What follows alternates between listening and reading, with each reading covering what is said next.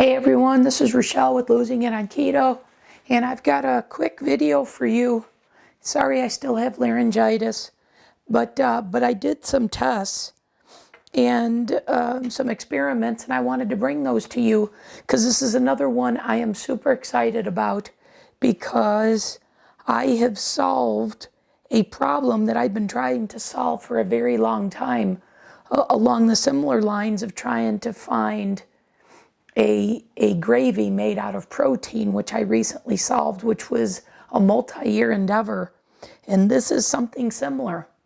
So I've been doing a lot of reading, a lot of research, and I wanted to bring this to you because this opens up possibilities for me, and I'm super excited about it.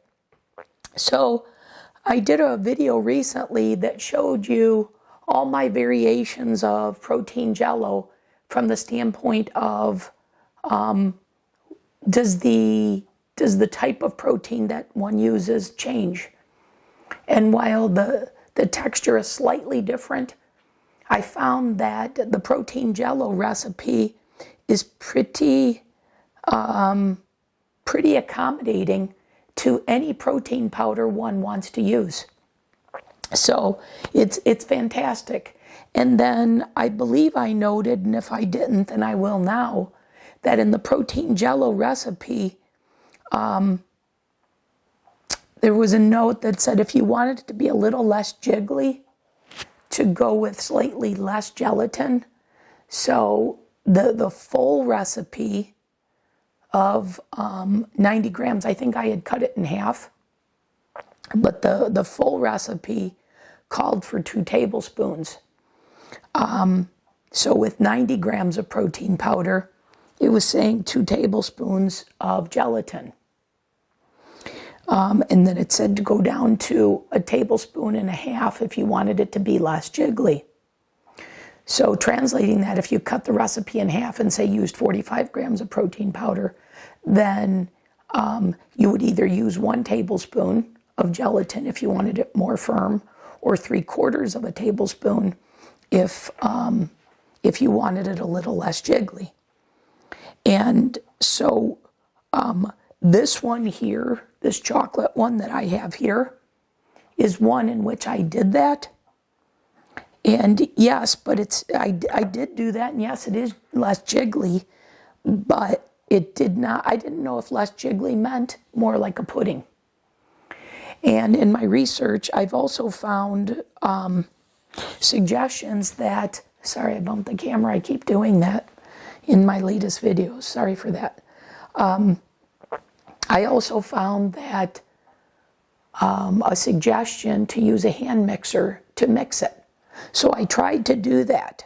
That did not eliminate the rubberiness. The flavor is fantastic, but you can see that kind of bouncing. So once again, it doesn't alter the flavor at all. This is quite delicious.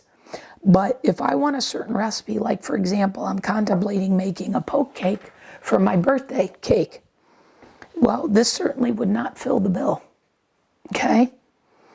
So this is definitely more of a consistency of Jello. So then I did, like I said, I've been doing a lot of research, and I found one that stated that if you wanted like the Jello pudding cup texture, they found to eliminate cornstarch for gelatin. So in traditional recipes, they called for cornstarch because cornstarch is a thickener. So we've been on a quest in the keto community to find a replacement for that. Well, so once again, they suggested replacing gelatin. Well, this did have gelatin in it, and you see. So from what I could gather from all my research, then it was to use 1 teaspoon, or actually 3/4 teaspoon of gelatin per 1 cup of liquid. Okay? So I did that experiment, and that's what you see here. So this is a milk protein console. This is the Keto Chow raspberry cream cheese. So it's the same recipe as this one here, except I use the Keto Chow This one was made with Equip beef protein. But like I said, I've already proven that the protein powder doesn't, the type of protein doesn't affect it too much. So anyways, what I did with this one is I reduced this to a teaspoon, or I'm sorry, 3/4 of a teaspoon per liquid. So in my case here, it was 1.5 teaspoons of gelatin. And you can see, let me get a spoon so I can show you. You will see it absolutely is much more like pudding. So you see that? It's a little bit runnier. But I would definitely say this is more of a pudding and would definitely work in, say, a poke cake. Now what I had to do to get this, because it was still like a very, very soft, gelatinous material when I started, I applied a hand mixer to this, okay, after it had set. And this texture is now holding firm after I used a hand mixer for this. So this absolutely is a pudding type texture, and if you want it a little less thick, this is the way you would go. So you would do, for my recipe that had 45 grams of protein powder, to 2 cups of milk, you would use a 1.5 teaspoons gelatin, which is what this is, and then use a hand mixer after it sets. Okay, so that's that one. Now, I was doing more research, and I found a traditional vanilla pudding. And I was looking at all the comments, etc. And then I saw Low Carb Maven say it didn't quite work out for her when she used just gelatin, or what was big in the keto community for a while, particularly by THM, that I didn't really follow. I think that's Thin Hot Mama or something like that. But I knew Glucomannan was popular for a while. I don't know why I don't see it more. But anyways, I pulled all this together, and I think I came up with the best combination that I haven't seen anybody else do. But it's a combination of, it's a combination of what others were doing. They just didn't apply it all together. And I think I've done that, and I want to show you that result. So these are the exact same recipes, except for I'm going to comment on what the difference is. But these are the exact same volumes, okay? I had 45 grams of protein powder, same amount of liquid, and I'm hoping the camera picks this up. But I'm hoping you can see this is fluffed up much more than this. So let's say if, how can I show you this? Because like I said, I'm not sure if the camera is picking that up. So if I take a knife and I say, this is from here to here is what's left in the bowl, okay? Or maybe I'll go all the way, well, no, that's not gonna work. Let me clean this off. But anyways, if I say from the top of the pudding to here, this is how much is not filled in the bowl. And I've got the exact same bowls. Now if I come over here and put this, look at that. It's nearly half of what's remaining that's filled here versus here. I hope that's making sense to you. So if you say this is 1/2 inch, let's say this is 1 inch. In fact, I'm probably being kind. It's probably more like 2 inches. I would say this is coming up 1 inch higher than this one. Like I said, I hope the camera's picking that up. So the exact same recipe, except for, which I'm going to fill in the blank here in a second, but the same protein, same liquid, same technique. Okay? But look at how much fluffier this is. Now let me show you that consistency. Let me get another spoon.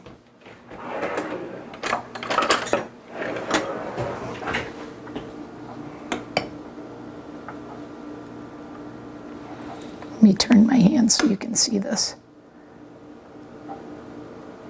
So you guys see that?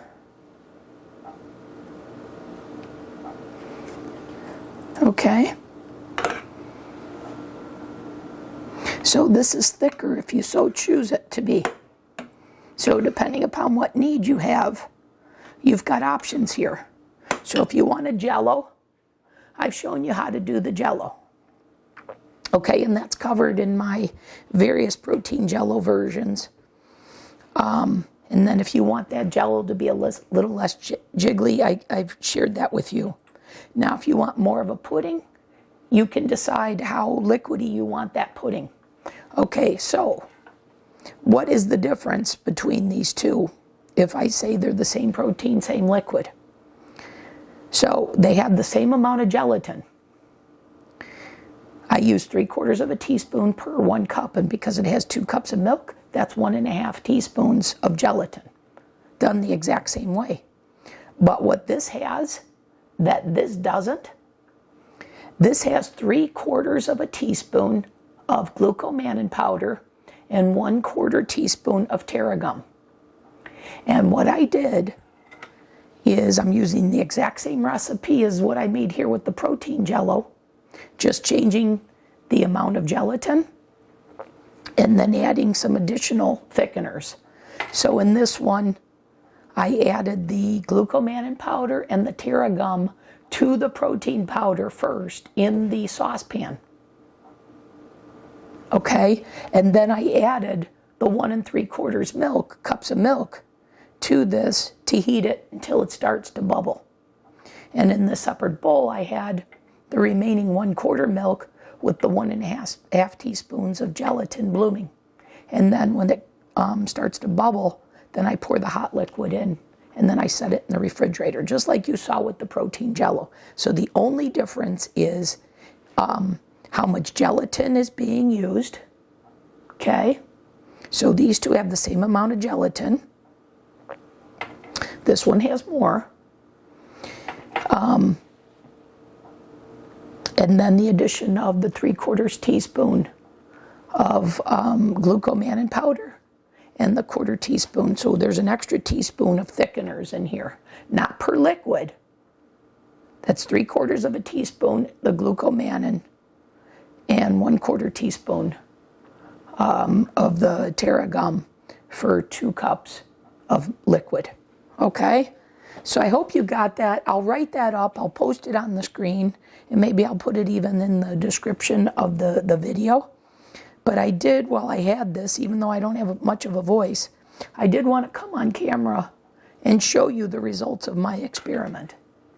Okay, so for me, if I wanted to do a poke cake, I'd go with this one that has, is a little more liquidy, that only has a teaspoon, 3/4 of a teaspoon per cup of liquid, so a teaspoon and a half for here. This has the same amount of gelatin with the addition of a teaspoon of additional thickeners, 3/4 of a teaspoon of glucomannan powder, 1/4 of a teaspoon of tarragon that I add to the saucepan before I add the milk and start heating it so that it doesn't clump. And if I wanted this to even, and I think I mentioned, but let me emphasize again, after both of these set, I used a hand mixer on both of them, okay? And that's how I got any of a gelatinous texture to be more of a pudding texture that holds, okay? And if I wanted to use a hand mixer on this more, I could have. Okay, guys? So I just wanted to show you how you could turn the protein Jello into a pudding and a different type of pudding consistency with a couple additional ingredients if you so chose. So as always, I hope this was helpful. I will be filming my birthday cake.